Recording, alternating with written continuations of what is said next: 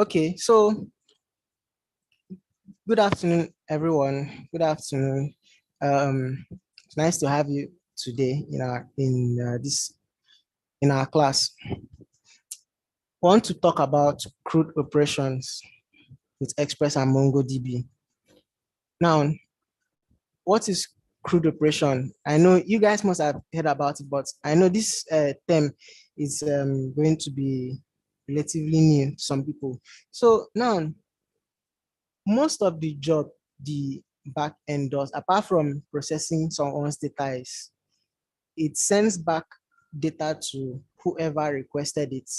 Sometimes you create a data, right? You create, you accept data and create, store that data on your database, right? Sometimes you want to change something on a particular data. Let's say, for example, um, you went to a website and then you registered on that particular website. Now, registering that's the C part of that website. So you're creating your record on that particular website. So which means the API is going to save it somewhere. So this C stands for create. And then read is when, let's say, for example, after when you've registered on that particular website, you log in and you go to your profile, you see the picture you put before, you see the username, you see the email. So now when you're querying that database at that particular point, you're trying to read your information from the database. So the API is going to send you back your information from the database. Then let's say, for example, maybe you made a mistake on your username or your email and you're allowed to change that, those properties. Then that is where this update comes in. So U stands for the updating. Then let's say, for example, you want to delete your account. Maybe you don't want to have an account with a particular website, and then you want to delete every like your detail from that particular website. So that's where D comes in. So of course, this means create, read, update, and delete.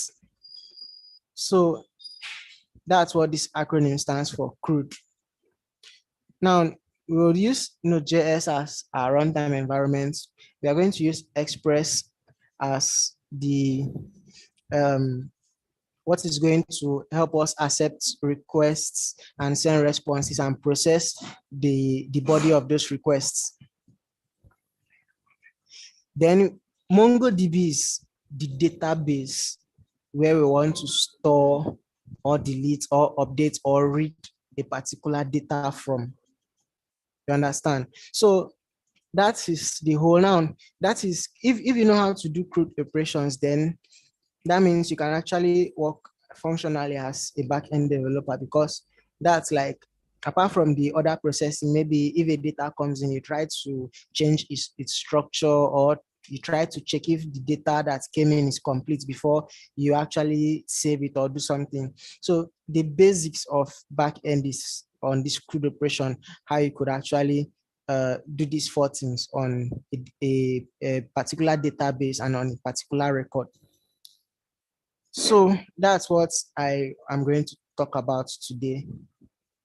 So we are going to see how to create connection to Mongo database. So we'll see how you can connect to MongoDB, and then we'll also look at how to create models. So models is like, if there's any of you guys that have ever worked with SQL, if you've worked with SQL model. So model is just like kind of a definition of what you actually need for that particular database.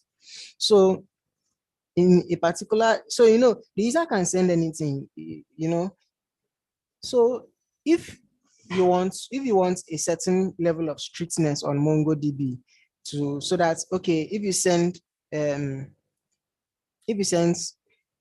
some certain fields that are not required by the the API might probably ignore those fields and use the one that is that it wants to work with. So that's where schemas come in. So schemas are used to actually like structure how you want your data to be on the database. Then, so with all that being said, I think let's go into writing the code, the code. So remember in our last class, we did this. Um, we created these routes, app, and all this stuff.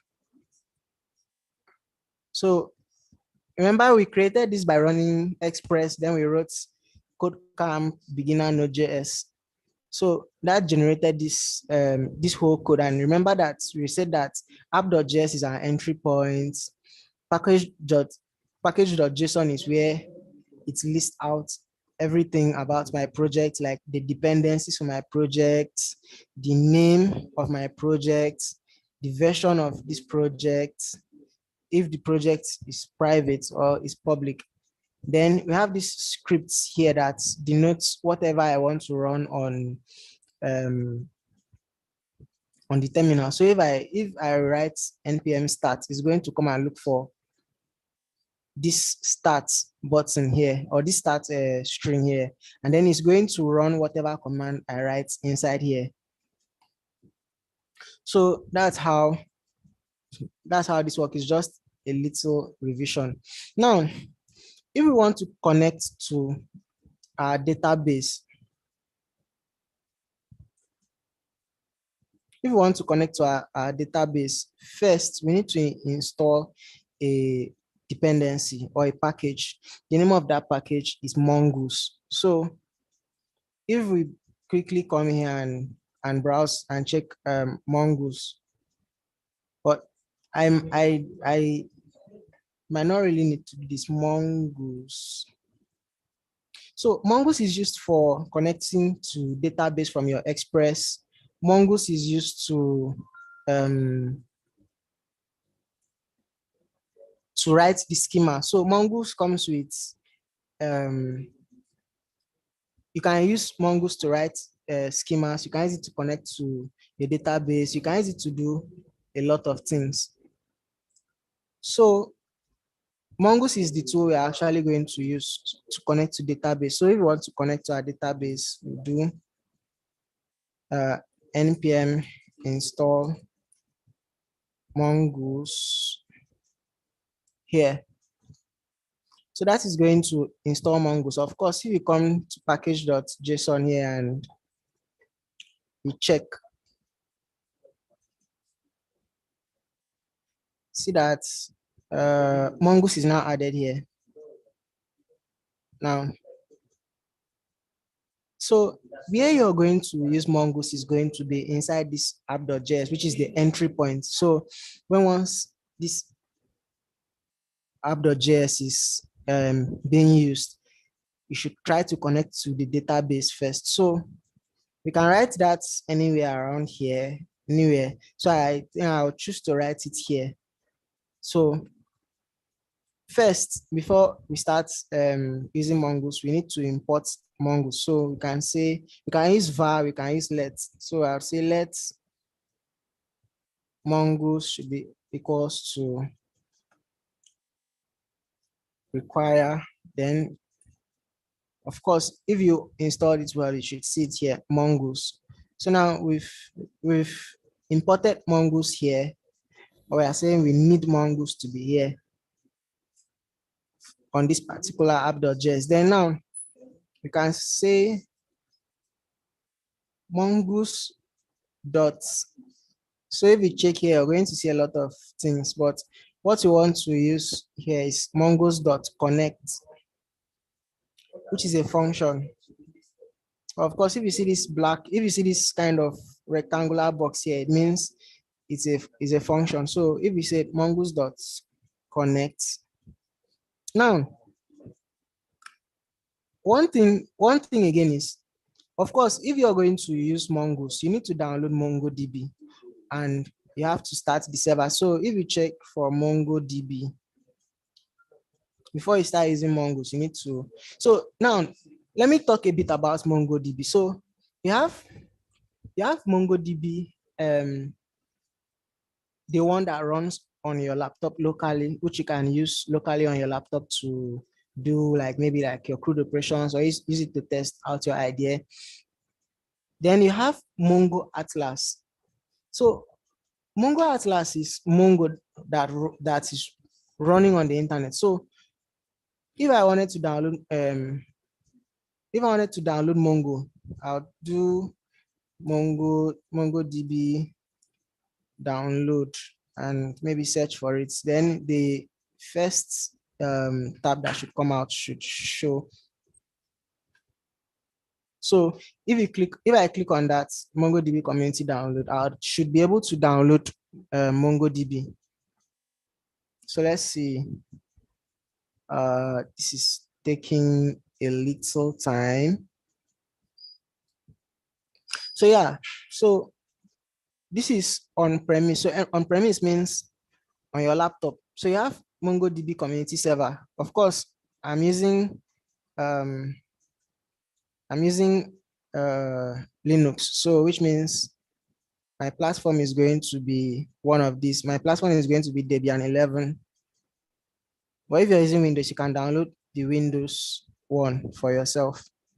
So after downloading it here, MongoDB, then the next thing you need to download is Mongo Compass. So, but before now, after downloading MongoDB here, you need to go and download Mongo Compass. So Mongo Compass is like PHP my admin for people that use PHP, or it's just like it's an interface that helps you interact with MongoDB without writing much of code. So everything comes out, you see. So let me show you what MongoDB, Mongo Compass looks like. So if I open Compass, MongoDB Compass, for example, it will take a little time before it comes up. So if you want to use Mongo Atlas, you click on Mongo Atlas, then you just need to sign in or register. So once you sign in or register with Mongo Atlas, you can actually see your database and all the stuff. So I think I'll just go in there and maybe show you guys the interface. So now, one thing worthy of knowing in Mongo,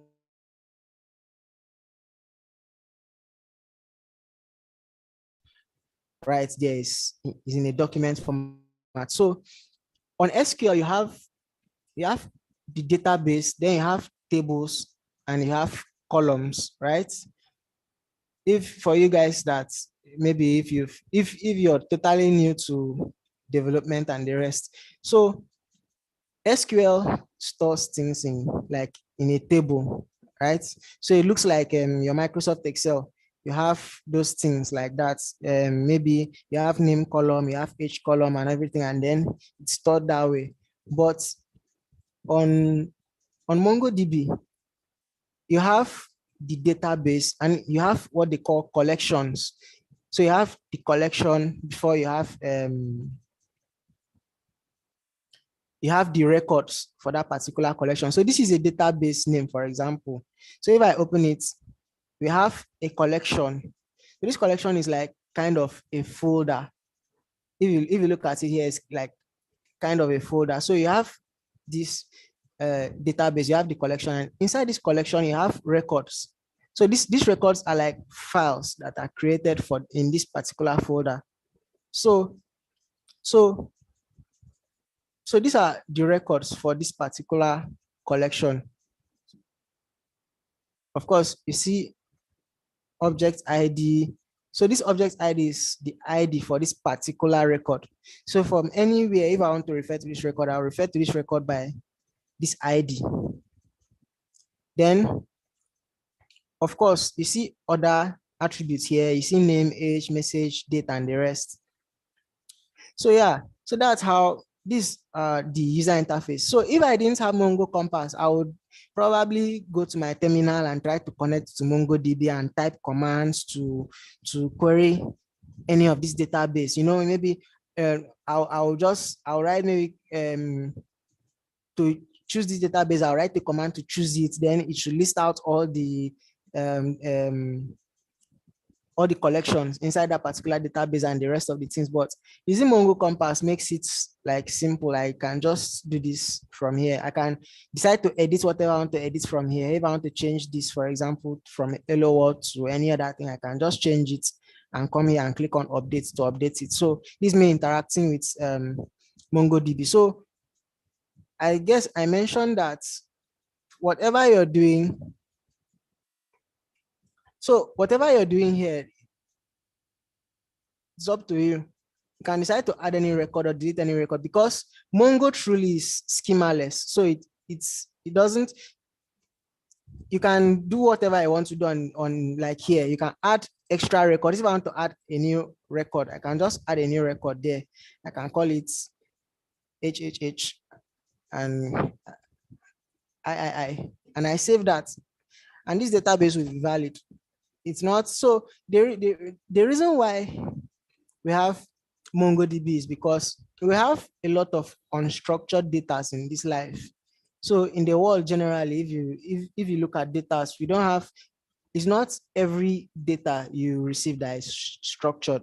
Like for example, if you wanted to scrape like a certain site, a certain like a number of sites that have similarities, maybe you wanted to scrape Facebook, Instagram, and Twitter.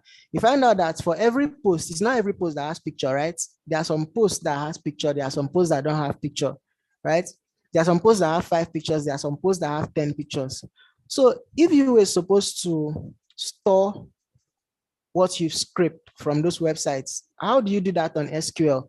So if you have maybe the write-up for a particular post, and then you have the pictures, like a column for the pictures for a particular post. So what if you come across maybe someone's post that you wanted to copy to your database that had like 20 pictures? How do you accommodate it there? So that's like just one problem. So because of the reason that we have a lot of unstructured data, so MongoDB came to actually solve that problem. So here, if I was supposed to scrape those kind of websites, for example, using MongoDB, I can store the fields the way I want it. This one can contain 5 different property keys and properties. This one can just store only one key and one property. This one can store 20 keys and 20 properties, like that. So it doesn't really have a structure on its own, but we are going to enforce that structure using Mongoose. So I guess I'll just keep this open. So enough of talk. Let me continue. So if you want to connect to the database, if you hover here, you should see this function connect accept a URI. So the URI is where is your MongoDB, where it's actually located. Then you can now pass in maybe any other option, or you pass in a callback here. So first we are going to put this URI, and then we are going to put the callback.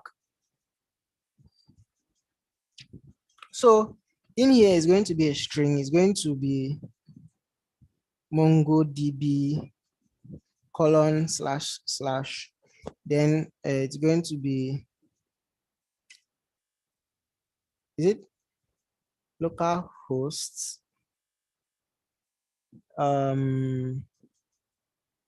then 27010, is it 27017? So this is going to be where you're connecting to.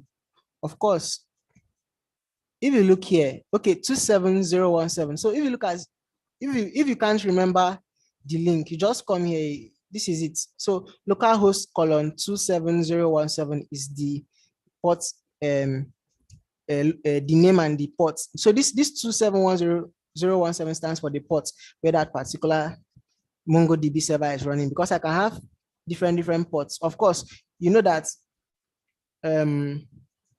that our NodeJS is running on its own different ports. So then this one will run on its own different ports. Of course, if I have SQL here, which I do, SQL is running on its own separate ports. So I said it's 27017. 27017. Now, after doing this, you now put slash and then you write the name of the database. So if that database already exists, MongoDB is going to use that database for whatever it wants to do. Else, if that database doesn't exist, it's going to try and create it when once you send queries to that database. So I could call that database Crude ops. I could call it that, Crude ops for Crude operation. Now, this options here, there are some particular options I need to put in there, but let me just run that. Then I could do this. So for this callback, of course, well, I'm going to pass in, I think I'm going to pass in just, sorry, what did I just write? I just passed in an error here. And inside here, I would say if there's an error, then console.log the error for me to see.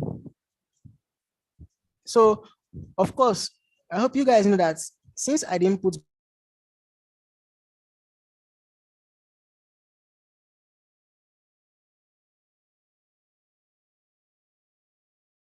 brackets here to click.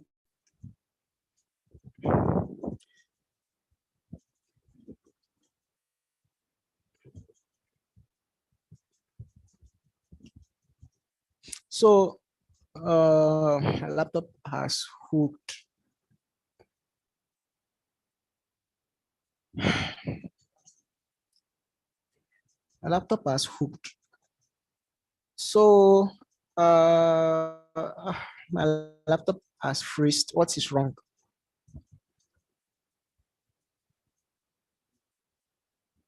All right. So I hope you guys know that this is the same thing as me writing return console.error like this, console.log error. But instead of that, I prefer to use a shortcut notation. So if I just have something written in one line and I want to return that thing, for example, I can just write it this way. Then, so if there is error, it should return that error and it should not continue running the statement. Then else, if there is no error, then we can now write console.log connected to database successfully. So now let's test it out. Of course, the reason why I want to test it out is I want to get the arguments for these options.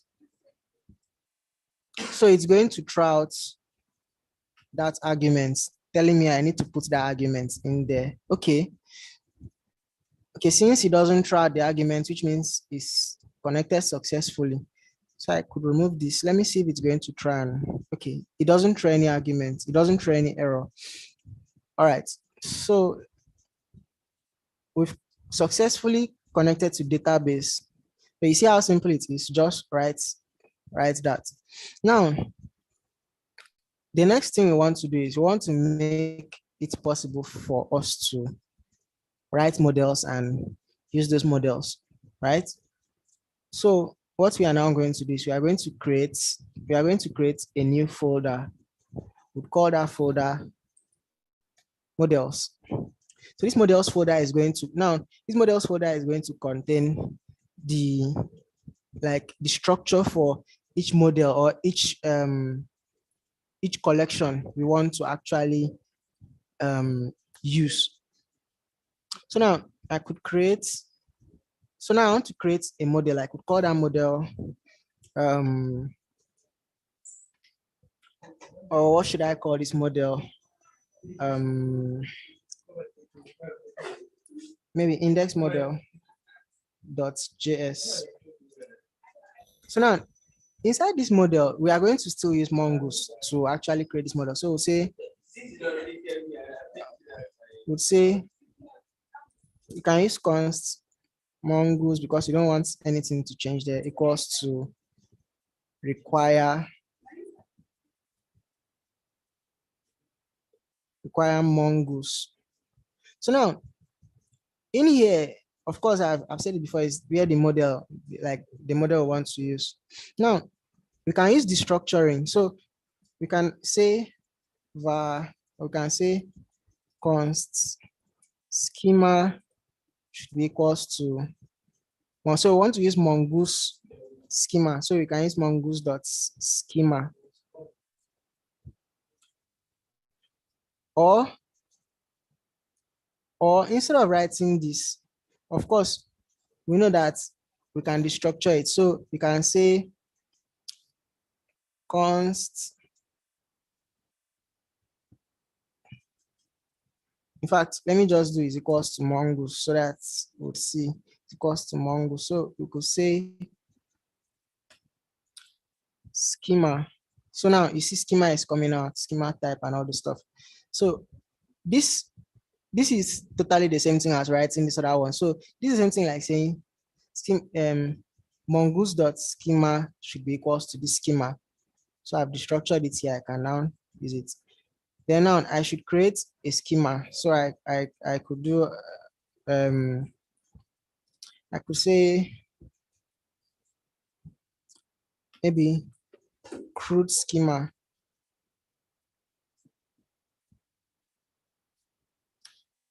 Crude schema should be equals to new schema. Then this schema accepts an object. So the object is whatever I want to use there. So I could say, so what do I want to accept? Maybe I want to accept name as string. I want to accept phone number as, let me still accept it as a string, but that's supposed to be an integer.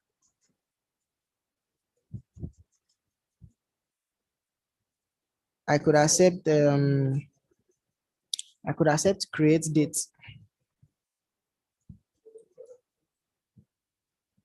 Create date should be a string. So now I'm going this, so this create date, I'm going to show how to, you could even modify date under this create date so that you can keep track of maybe when this record was. In fact, let's do that.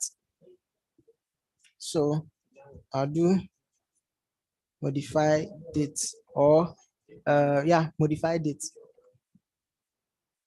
Oh, did I say string? Sorry, date. So modify date should be equals to date. And now we can say that the collection we want to actually create, which is maybe crude schema. No, it can't be the same name as this. So you can just name it crude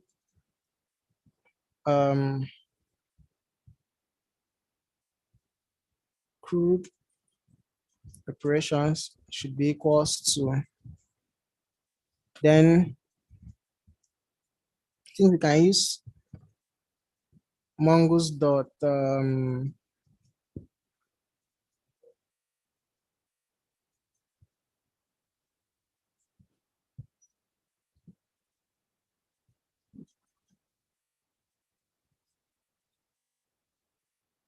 that would be mongoose dot model. So mongoose dot model, then you pass in the model name. So this model name is the model name for, like, let's come back here to MongoDB. If you check here, this CodeCamp name, this CodeCamp, which is like the how do they call it? This is the collection name. So that's what we are going to pass in here as the collection name. So we call that Mon, or maybe Crude. Now, one thing funny with this model name is that, for example, this one, I named it CodeCamp. And so what is going to automatically happen is once you name this CodeCamp, it's going to pluralize it. So if you don't pluralize what you've written here, it's going to pluralize it here by adding S or ES to it. So that is because you're not just going to store one thing, one record or one file. Sorry, you're not going to just store one record here. You're going to store a whole lot of collections. So it's trying to pluralize it. English hard. All right. So if I name that Crude and I say comma, then the Crude, then now what I need to put in here is the schema I want to work with. So I wanted that this particular Crude model should be using this schema to validate its what is being sent to it. So I'll just do that. So Crude schema there.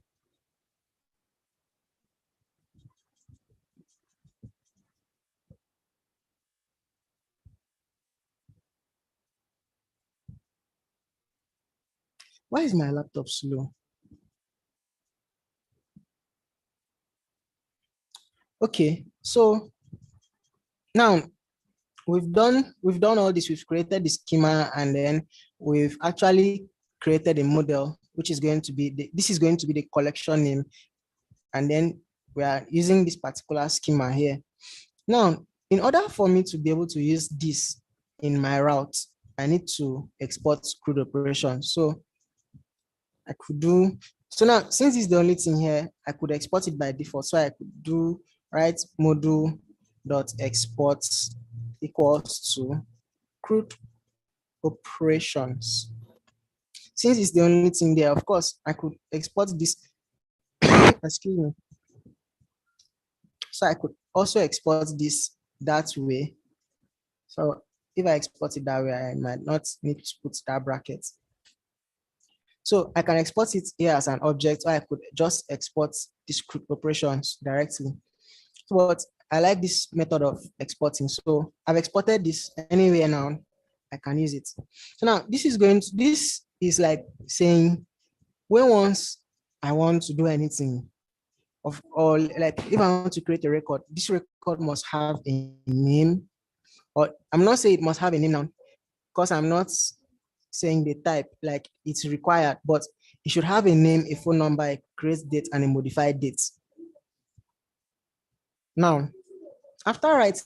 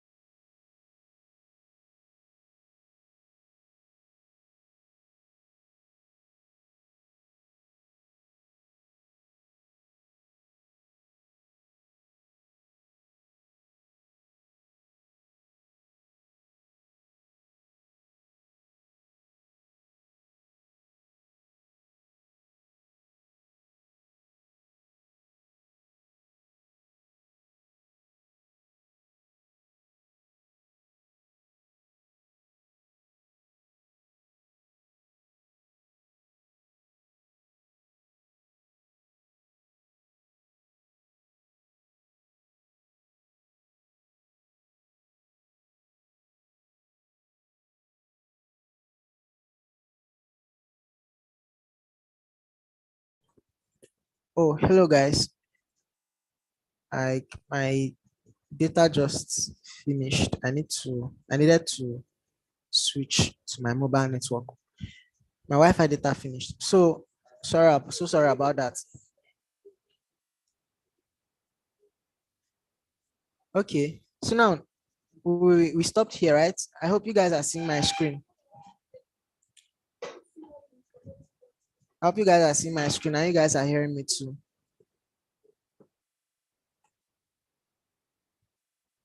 Okay.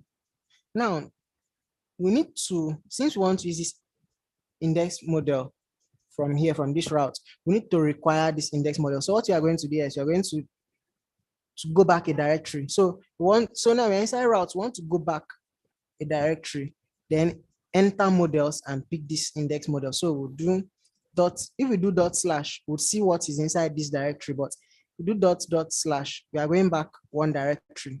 Then of course we can see models and controllers and everything, and unpick models. If I put slash again, I'll see what is inside that model folder, which is index model. Let me delete this and do it again. When I do dot slash, I see. So when you want to go back a directory, you use dot to go back one directory. So I went out of routes directory. So I'm in the root directories. Then I can now go into models by clicking model. If I put slash again, I see what is inside index model. So now if I write inside here, C, you see this CRUD operations now that we exported, it just automatically comes up. Or I guess to even do this, you could do, okay, don't worry, let's leave it like that. So we've imported CRUD operation. Okay, we are not actually going to use it here. We are not actually going to use it here because our controllers are in the controllers folder, right? So I want it that inside this index, inside this index, when we make a post request to this or inside this handle post, when we make a post request to this particular route, it should handle, this handle post should come up and handle that particular operation. So what we'll do is I'll cut this. Of course, I remember talking about if you don't know where a function is, you can press Control and click on that function, or even pressing Control and hovering should tell you something about that function. Request response, and then response, send this a post. So this is me having a sneak peek into what is inside this handle post function. Of course, that handle post function is inside here. If you check it, handle post here inside this controller, which I exported all of them and I imported all of them inside this index router, and I'm using them. So if I click handle post from there, I still come back here. Of course, we want to use that database here, right? So I'll paste that at the top there. Now, inside here, what I'll write is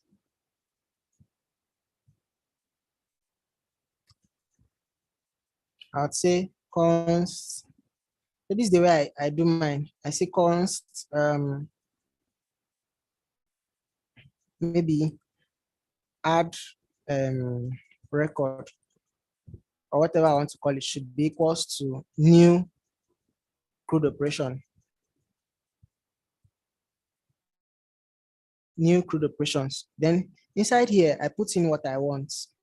So I put in name.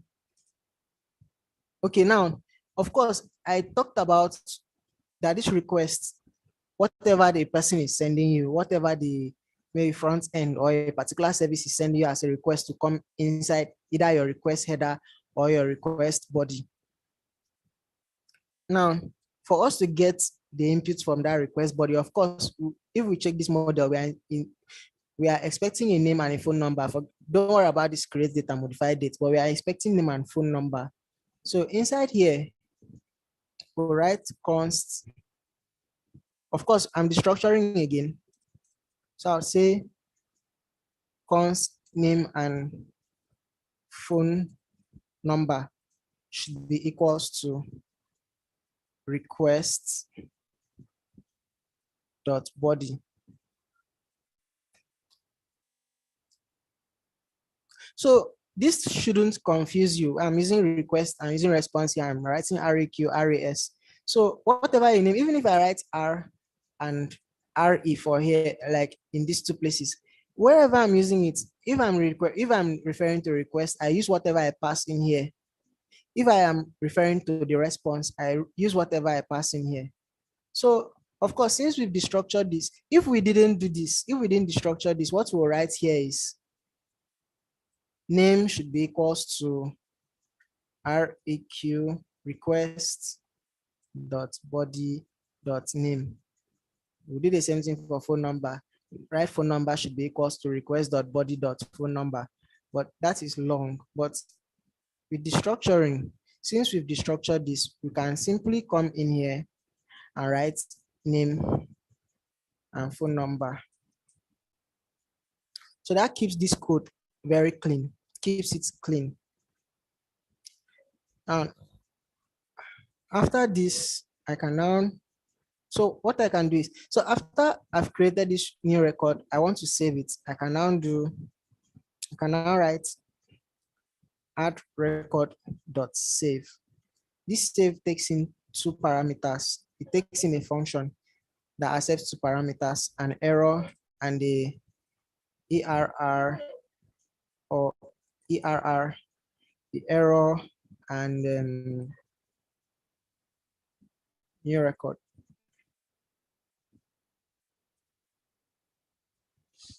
So of course, say if there is error, console.log it. Of course, if I don't want to see these errors, I could just say if there's any error, return. So this return just means like don't do anything, but I want to see it. So console.log the error. So now, if you notice, we've been repeating this if error, console.log the error. You can write a function maybe somewhere that instead of writing this whole thing, maybe you just pass in the error to that function, and that error, you just pass the error into that function, then you now write this. So maybe we can do something like this. Maybe function should be show error, right? And then we pass in the error there. Then inside here, we can now say if error, console.log the error. Then of course, inside here, what I just need to do is I just call that function there, show error, and I pass in the error there once and for all. So if there's any error, it's going to call this and it's going to do this inside here. So that's one way of abstracting this. So instead of writing it all over and all over and all over again, I just write it one place. So if there's any error, show the error to me, then else I would want to respond. So I will remove this respond for this post request. I would say response.send. No, I want to send JSON instead of just sending a string back. You know, before we sent just a simple string. So that's why we're using res.send, but res.json allows you to send back JSON like JavaScript objects to it. So I could do, so now, of course, this is going to bring out a status of 200 if this goes on well by default. So what I like to add is I also like to add a successful value to true. So I could use that if I don't want to use the response of 200. Then I can also send back this new record. So this new record I passed in here is after it has saved, after this record.save has saved the record to the database, I want to send that. So I'm naming whatever that record is as new record so that I can send it back to the user. So I could say, so I could just write new record here. So now this new record is the same thing as saying new record should be colon new record. It's the same thing, but of course, to destructure it and make it look simpler, I'll just write new record like that. So I respond with that new record. Now, let's test to see if what we've written so far is working out. Let's come here. So we said at slash, want to post. So if we come here and say that, oh, did I just, okay, sorry about that. So if I do it post to slash 3000, now I'll write content type to be application slash JSON. This is the same. This is the same thing as in Postman. I mentioned that before.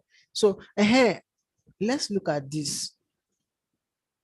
We are not done with this. I missed out two things.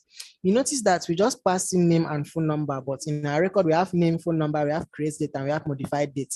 So inside here, so let me just copy this to real quick from here. I'll come in here and I paste that there. Of course, create date should be date.noun. The same thing with modify date should be date.noun. Or you can just decide that you don't want to put in the modified date until maybe when there's a modification. So we can leave that out. So we say we need name, phone number, and the create date. So I think maybe when we are posting when we are putting or patching, that's when we might need to change or set the modified date or reassign the modified date.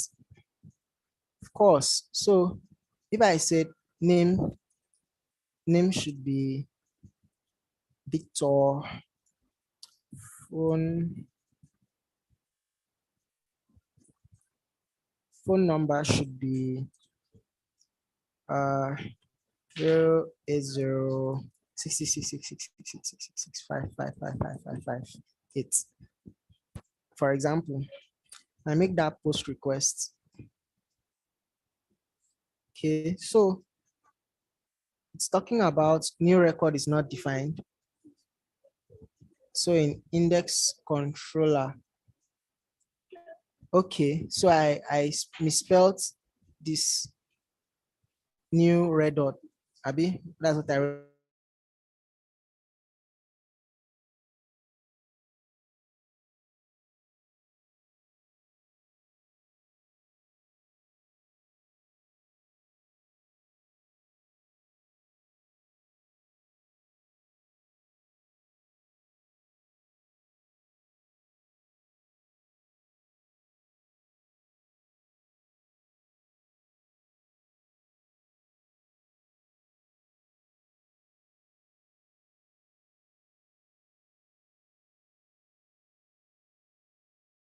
before. So sorry about that. So if we make that post, you'll see that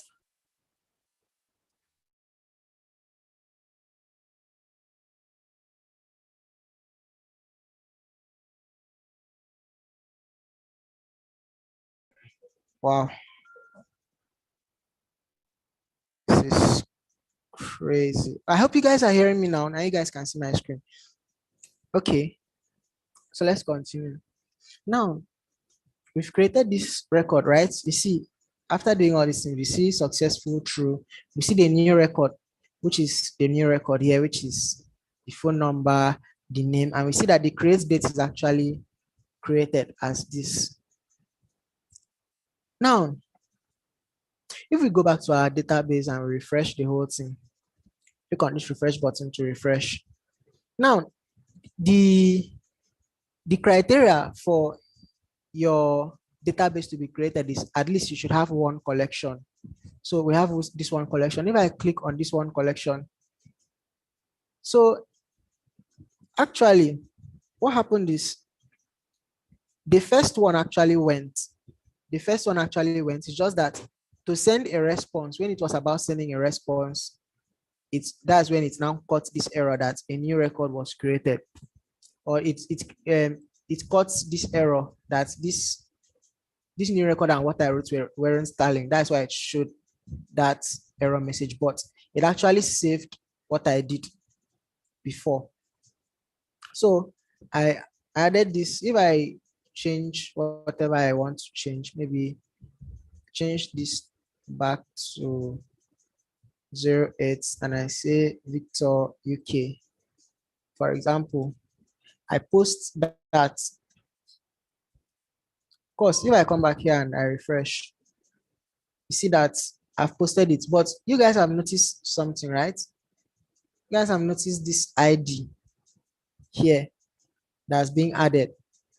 So this ID here is automatically generated. This ID generated here marks this particular record as a unique record. So no two records can have the same object ID. This ID as object ID. No two records are supposed to have that. But I can use this record in another collection to refer to a different name. Like maybe if I want to refer to the owner of this account, maybe if this person registered and this person maybe posted, maybe if this was let's say like a social networking site and then the person registered, so this would be like the users, um collection that has all this record. Then maybe we have posts collection for maybe what the person has posted so far. Then we can have that post to be post, and then this ID would be like maybe user ID should be equals to, then this ID can be saved on that particular posts collection so that we can trace back the posts to that particular user. So that's in a way how you relate data here in MongoDB and even in SQL. But another reason for SQL is that they want a situation where everything you're doing can be on one particular record. So they want a situation where, but it depends on how you want to structure your data. If you want name, phone number, create dates, then your post should be like an object there that you can add post, you can delete post, and the rest. You can do it, or you can break it out that each subject of concern should be in his own collection, and then you refer to maybe their owners by the ID. So that's how this works. So we've done a post. So now let's work on get. So now we've added to the database. We want to get from the database. Now to get, remember on this index router, we have a get to index, right? Now, if we come here, we can get from here. Now, if you want to get from this database, you can just write find.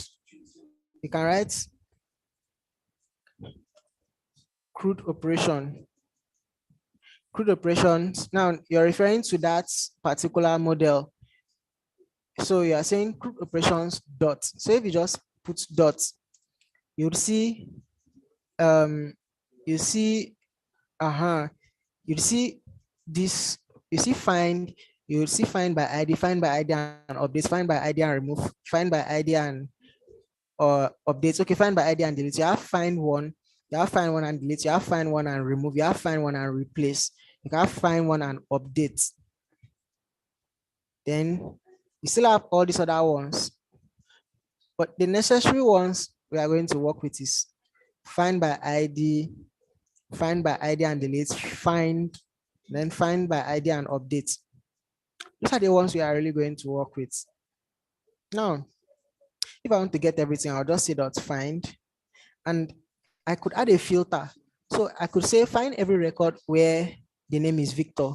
So it's going to bring out every record that has my name, Victor. But if I just want to find everything on that particular collection, I'll just put that as being empty. So this find accepts the projection. Sorry, it accepts a query like what I want to filter by. Then, which is this filter? Then this projection is optional. Okay, this projection refers to what I want to actually send back to the user. So if I want to send back only the name that I want the user to say, I could just put in name. But if I put that as empty, then nothing will happen. Then I can do, all right, in here function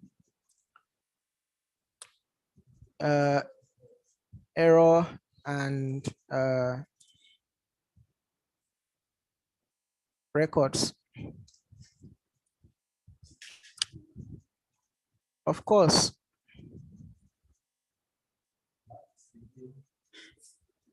So after writing this in here, of course, I could use that show error now. I could see is that show error here. I'll say if there's, I just passing that error in here.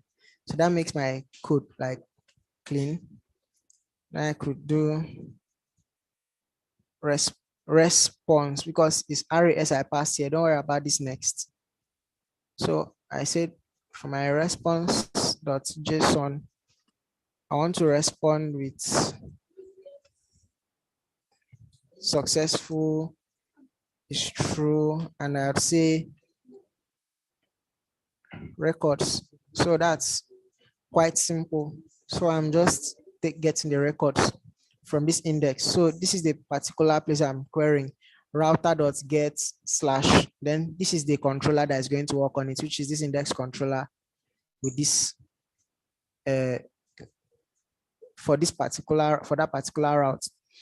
So now if I come here and I write get, so get from this particular place. Of course, I don't want any of this body. Don't want to use it. I could just even remove this application/JSON, but let me comment it. So if I want to comment here, I'll just use hash. So if I send that request, of course, I don't know why I like spelling things wrongly. Is always the major bug I have. So if I come and send that request, of course, we see successful true. Then we see that now notice something. Records is returning an array of data, an array of objects, right? So this is an array, this is an object, this is another object. Then this is the third object. So I'm not filtering by anything. I'm just saying, send me back everything. But what if I wanted to only get only the name? I don't want phone number and create data. I just want only the name. Now, what I could do is, remember we added this empty space. So if I said, I want to filter by only name, and I send that request, it's going to only send me back name, Victor, Victor, and Victor Cup. If I want to send, if I want to filter by name and phone number, I'll write name. Mind you, don't put comma here.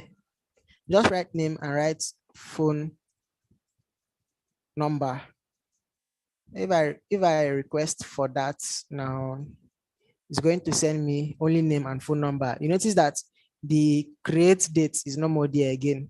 So you can decide that if a user, so this is particularly useful if someone queries your database, and then let's say you have the user record, but the user record has a password field, and you don't want it to be that when someone queries that password field, it should send back the name of that user, the email, and the password, which is hashed.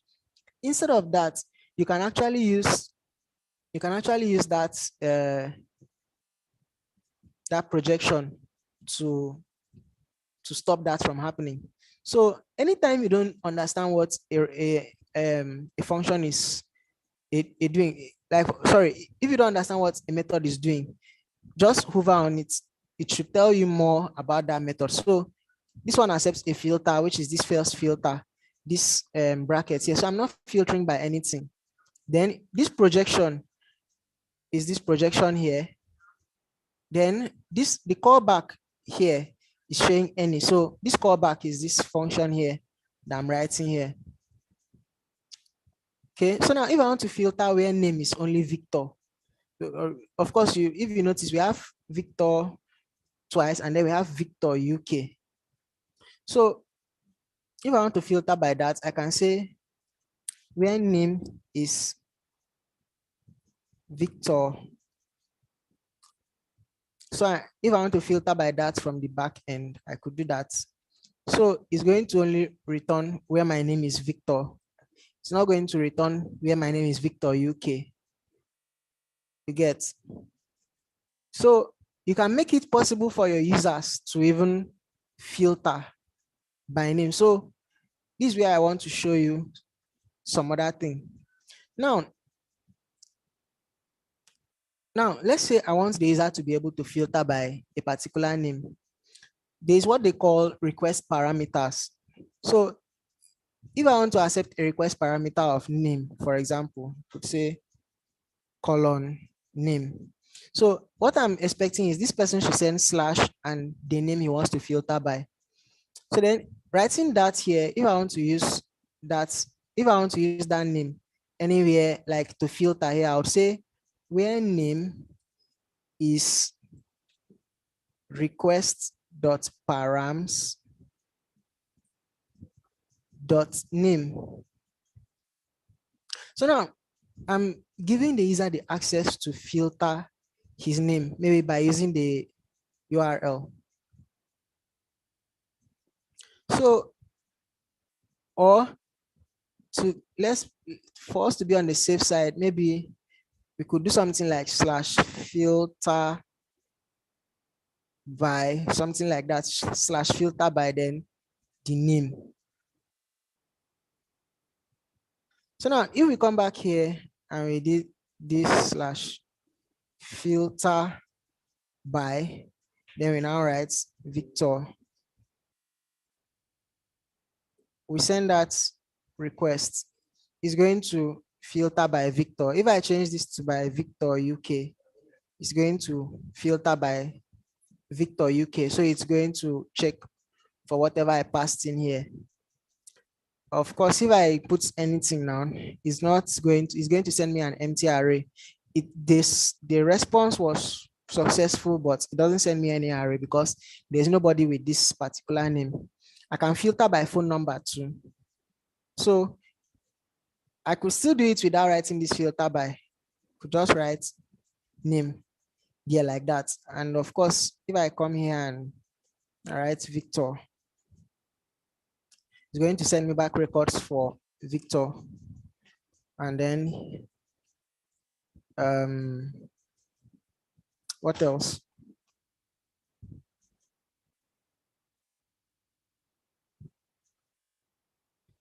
So if I did that, it's going to respond by sending whatever I filtered it with. So that's how you do that. You filter here. You can filter like that. Okay. Now we've done posts, we've done create, we've done read. So how do we update? So I guess I need to reduce this. So I want to update and want to delete. So remember when I talked about put and patch, I said put is used to replace everything, while patch is used to replace a specific thing. So if I wanted to replace something,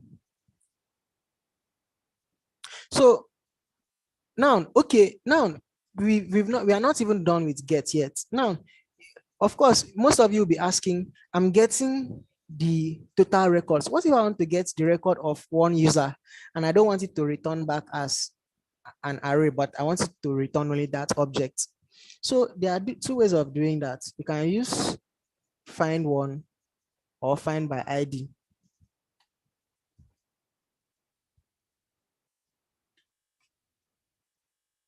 So if you do,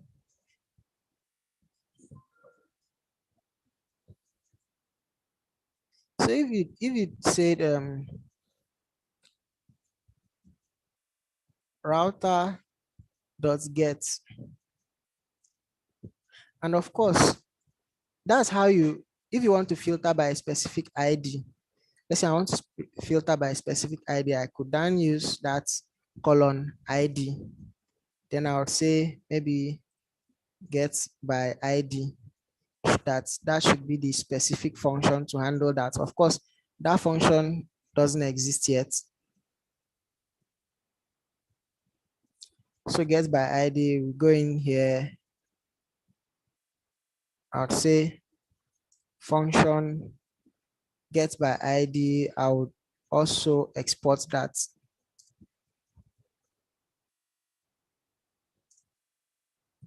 Of course, accept a request and a response. Then, of course, we know that this request comes with that parameter.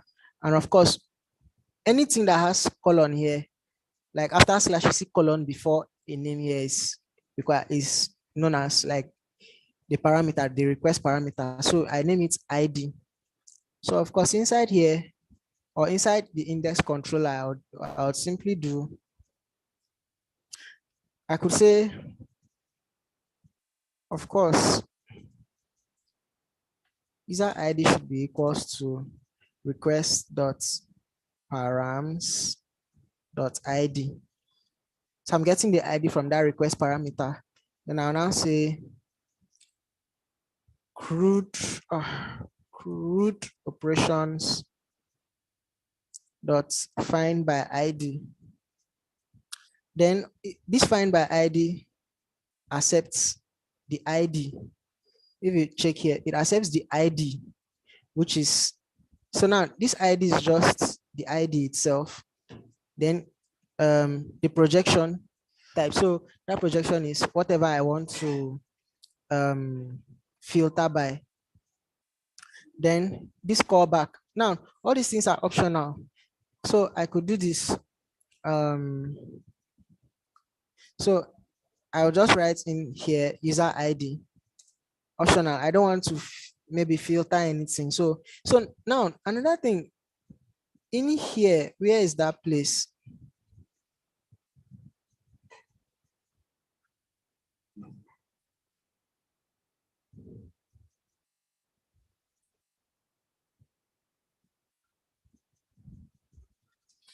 Okay, so find by ID,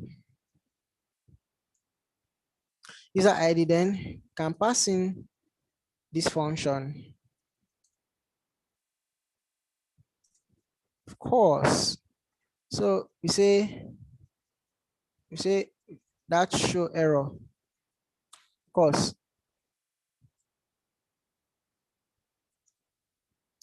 Then we can respond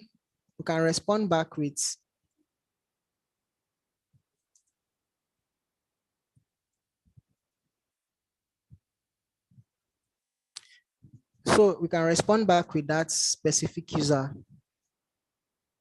right? So if I wanted to find by ID, so first, so let me just query all. Let me query and get everybody, and so that I'll be able to get a particular user ID. So if I just query,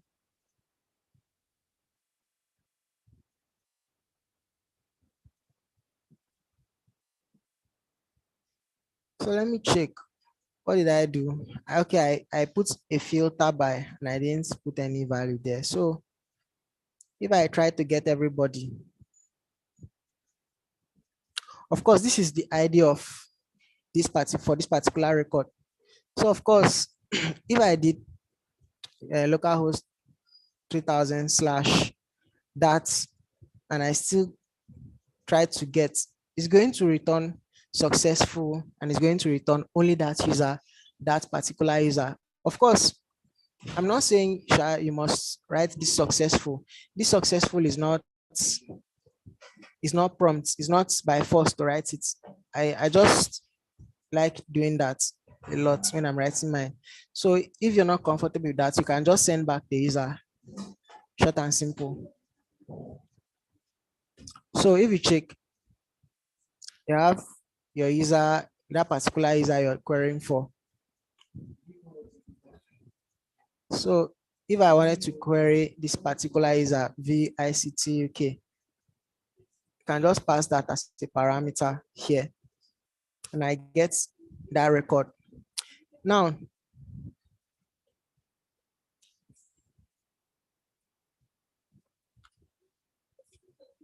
so let's now talk about updates. So updates and delete. So now I want to talk about put. So if we want to talk about the put request,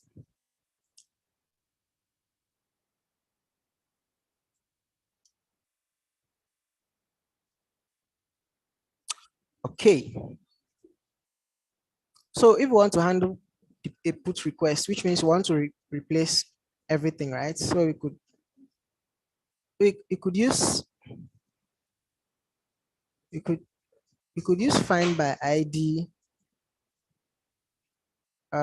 So we are actually supposed to use CRUD operation. So CRUD operations dot find by ID and updates.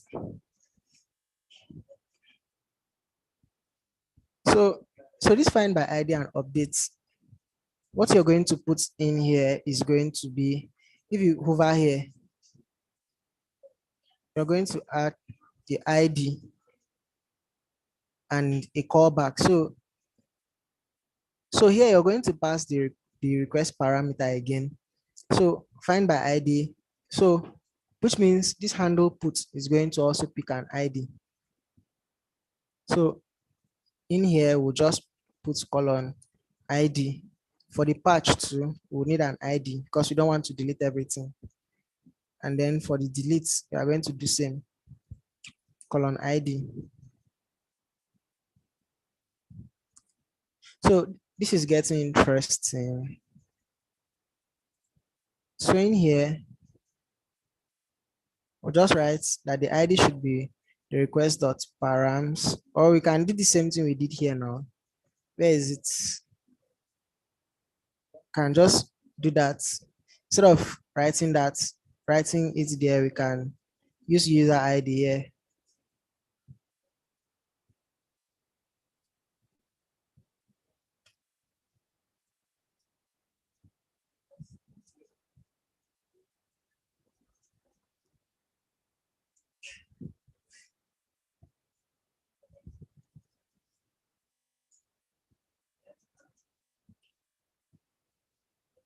Now, if you check here, it accepts an ID, it accepts the update query, and it accepts any options you're going to put in. So it accepts a user query, it accepts options. See, and I'm even writing it, you're seeing it come out here, options. If I come here, okay, I guess if I come here and close that back, it should show. Okay, so it doesn't show again. Okay, sorry. So call back. So that's the update query. So now this update query is going to contain the name, which would be, so let's destructure that here first. It will tell me name is not defined. That's why it crashed. So oh, we can say const. So want to accept everything again. So we can say name and phone number again should be equals to request dot body. So in here we can just say name and phone number. Now, if you want to return the updated phone number from this particular record, you have to pass in a particular option. Okay, so now if we did that, if we did this ordinarily without passing this option, it would work. But it is going to, when it's sending back this user record, it's going to send this user record with the former maybe name and the former phone number. But if we pass new is equals to true, then it is going, when we update this name and phone number, is going to send the new record for us. So you write show error here. So always check for that error.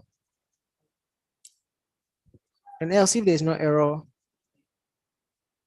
call we respond with user.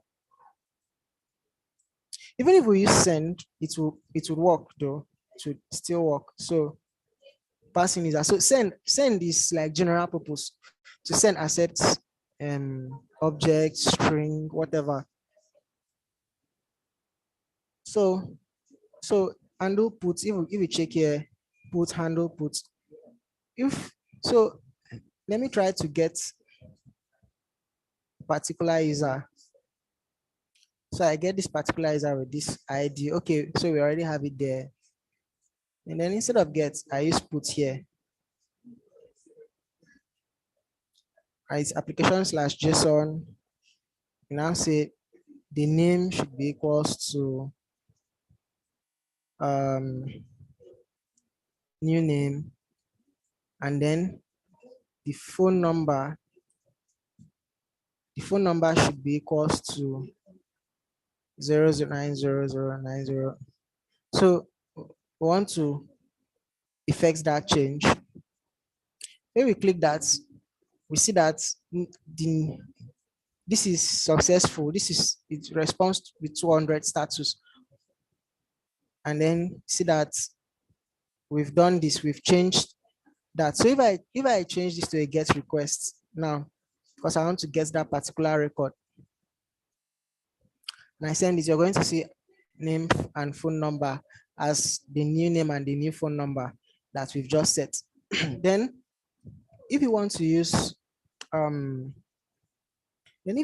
use patch, of course we said that patch is not going to replace the whole thing. It can just use it to update a particular part. So if I wanted that maybe using handle patch, the user should only be able to update his number. Of course, we can copy all these things now. Can copy all these things here, and we just remove the phone number from here and the phone number from the request body. So we are saying it should only send in name here. We should update name here, and we should send the whole stuff with the name inside. You can even filter by the name and say, okay, in here, after this, we should filter and only send the name back. So if we do that, and I get this man, I want to change this name from new name to something else. Just write patch. So I can't write new name here. I would write new Victor. Maybe I'll just write that as new Victor. So that affects that change to new Victor alone. Because if I get that particular record, you see new Victor as what is being changed. Then now we've done put patch. The last one is delete. How do you handle delete? Of course, it's going to be the same way. So you just do CRUD operations dot find by ID and delete. So now I know you guys might also ask, what is the difference between find by ID and delete and find one and delete? So now find by ID and delete is just when you want to look for, when you have the ID of the record you want to delete. But take for example, what if I just had the phone number of a record, but I did not have the ID for that particular record, but I want to delete that record. I want to delete only that particular record that has that phone number. So in that particular scenario, I can use find one and delete. Then I now say where phone number should be equals to the phone number I want to actually filter by. So when it finds that phone number, it's going to delete the record. So of course, if I want to find by ID and delete,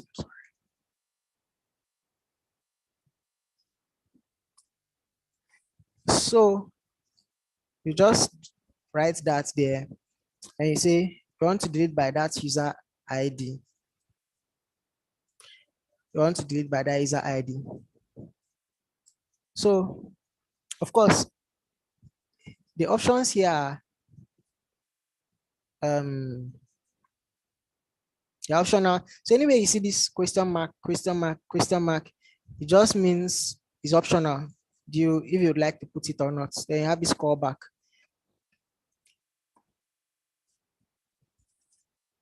So, of course, after finding by that user ID, the result thing writes error here and it writes, it might not really necessarily need to pass in that user because it might not really use it. So, but if you want to preview the record you just deleted, then you now say that the user ID, and then you now write that your show error. You're passing that error there so that it's going to show that error. Then you can respond dot send that. You can just send an object back. So you can say be status or whatever you want to assign there. You can say status should be user deleted successfully. You know if that's a spelling. Then you could decide to send back that user that was deleted, his record, to send it back to so that you can. So this user is particularly useful when maybe someone deletes something. I want to show the person, like maybe, for example, I want to delete this new Victor, the record that has this new Victor. I want to show that new Victor was deleted successfully, or the record with the name new Victor and phone number 09000 was deleted successfully. You can pass it there, but if I don't want to do that, then there will be no need for me to pass in this user. I could just use this. And since there's no need for me to, if there was no need for me to pass this in because maybe my service won't use it, then I could also remove it from here. So if I find, so of course, that's to handle delete, right? So if I did delete now, of course, I don't need this part. If I did delete now, see, user deleted successfully, and it sends me the particular user that was deleted successfully. So which means this record is deleted successfully. If I try a get now, and remember this is new Victor. If I try a get now, it's going to show that that user is null. So this null means that user doesn't exist. Of course, if I try to get a list of users, total users here, just see, I'll see these two. I won't see that third one that we're manipulating. If I want to delete this particular one, I just come here, paste it, and change this to delete. Of course, this has been deleted successfully. And if I go back to get,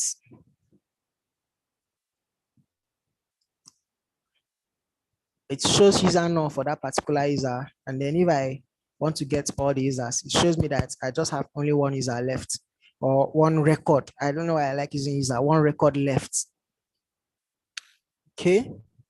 Now, before we end today's class, we are going to end it very soon. So I want to show you guys another way of writing this same thing.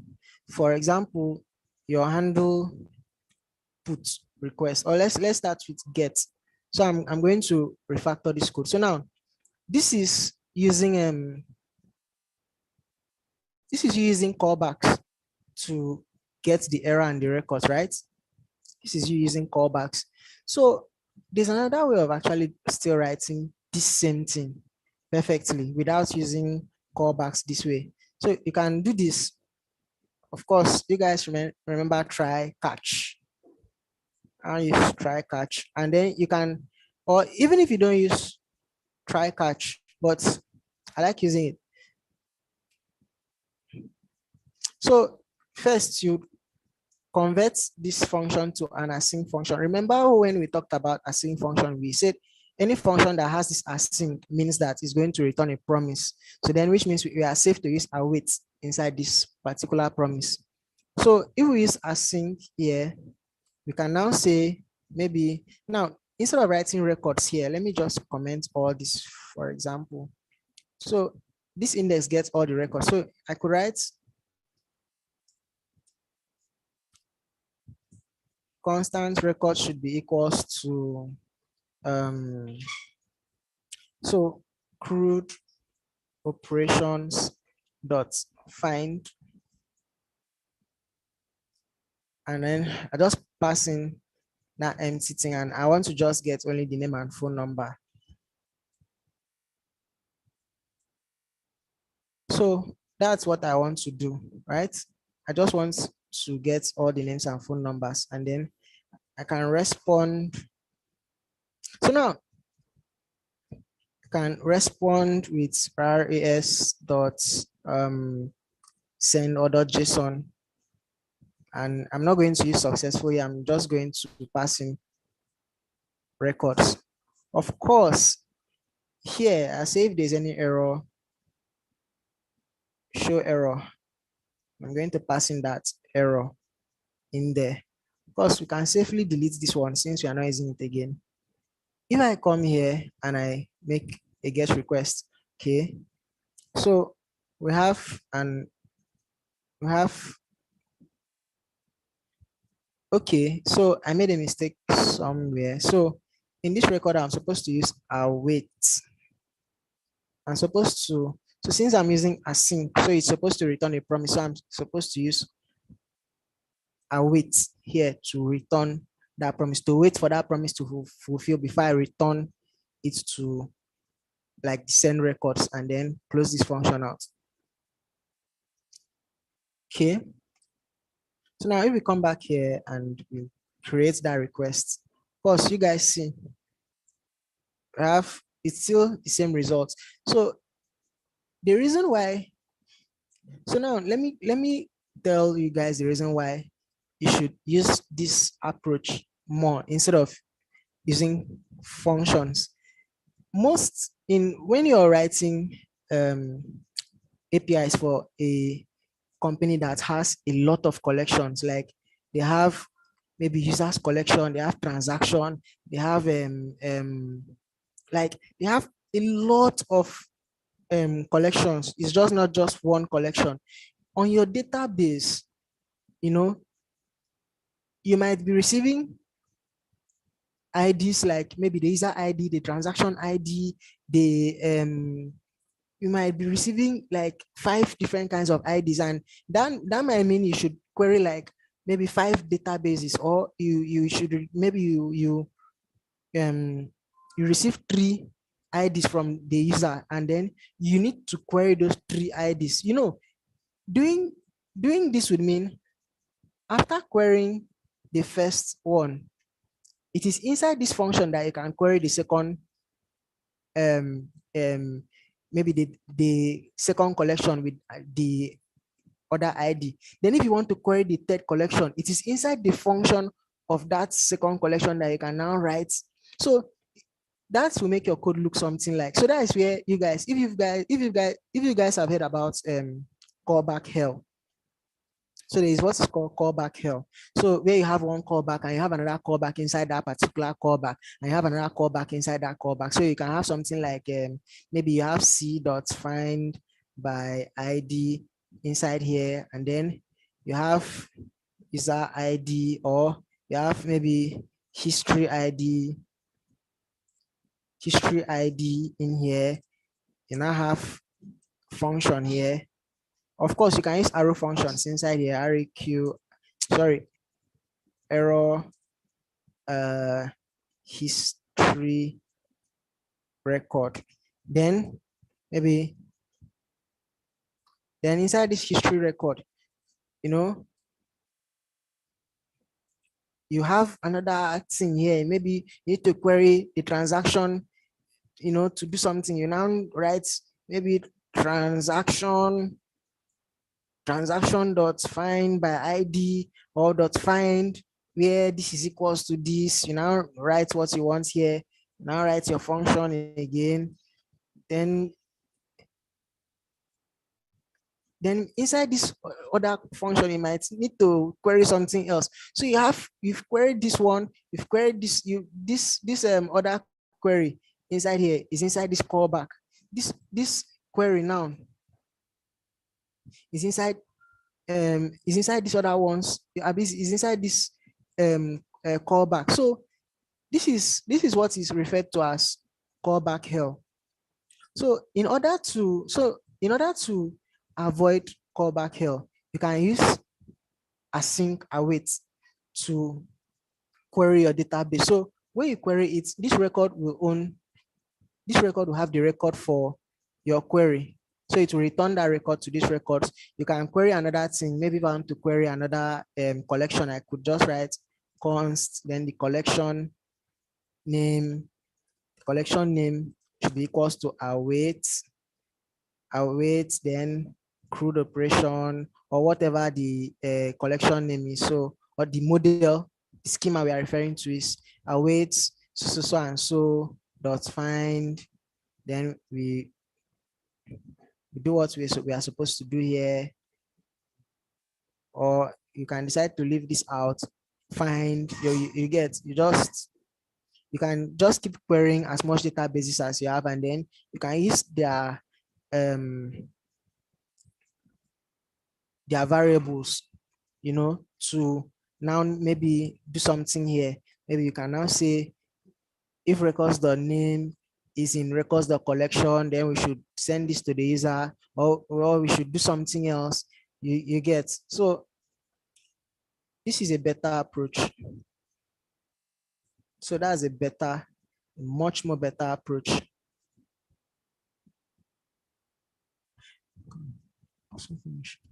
So it's the same thing. So, okay, for this one, yes, you need to write it that way.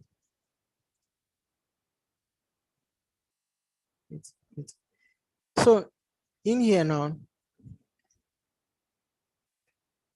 you can just remove this function here. We can write async async. Then inside here we can just say const equals to a const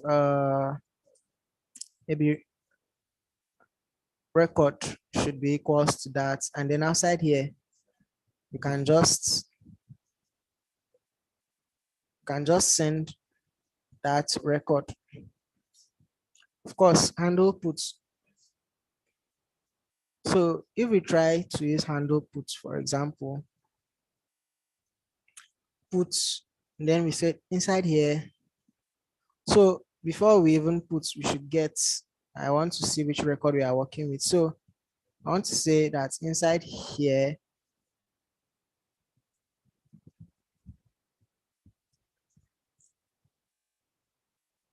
the name should be UK. The phone number should be phone number should be.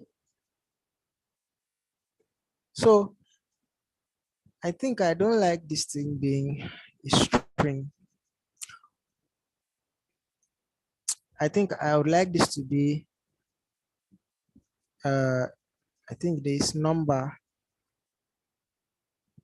Yeah, I think I can use number. So that I don't need to send my number as a string, so I could write it as a number there.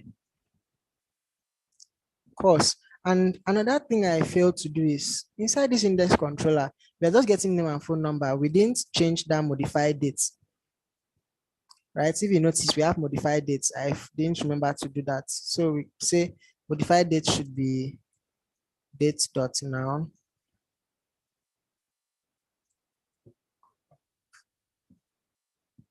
Of course. So which particular controller did I just work on? Handle puts. Okay, so that's for puts.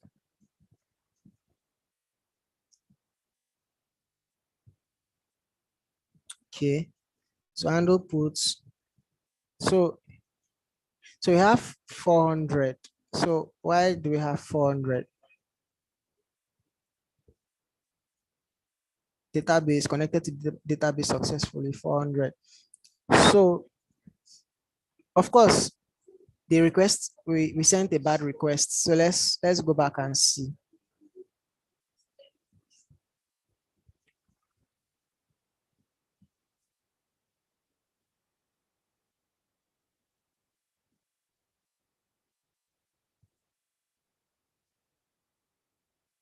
So I think the reason for that is,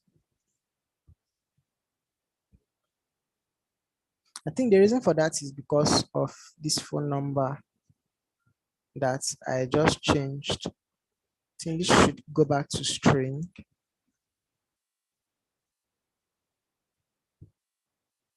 So what is it saying now?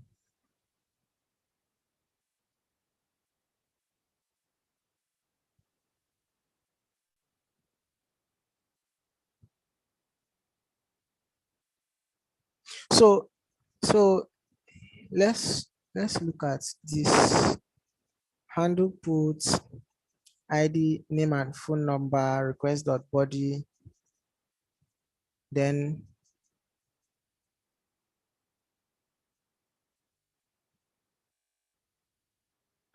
oh oh man.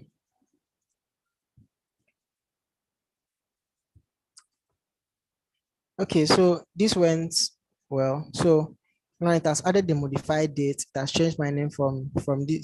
It has changed the name from Victor UK to Victor that.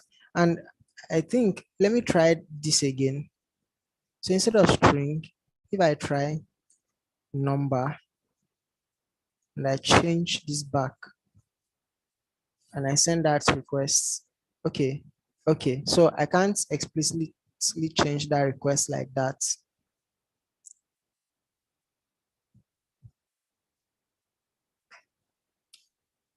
So yeah,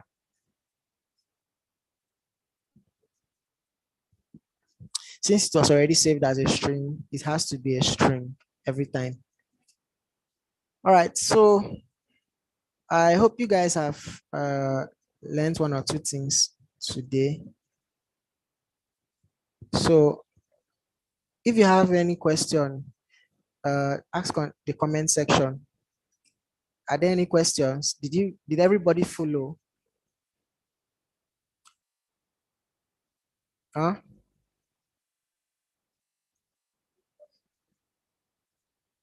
So everybody followed. Ibukun, you said you're following. All right. So that's nice. That's nice. That's nice. All right. So that's we've come to the end of the class for today. So thank you for attending it, and we'll meet on Wednesday. All right. So have a nice day, and bye bye.